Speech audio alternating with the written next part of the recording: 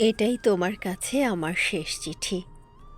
শীতের সকালবেলা তুমি যেমন দেখছো, আমাদের বাড়ির উঠোনে অনেক শালিক এসেছে। একটু পরে গাড়ি আসবে। আমি আমার পুরনো বাড়িতে ফিরে যাব। ৩০ বছর পরে ফিরে যাওয়া। তোমার পুরনো বাড়িতে কতদিন আগেই ফিরে গেছো তুমি।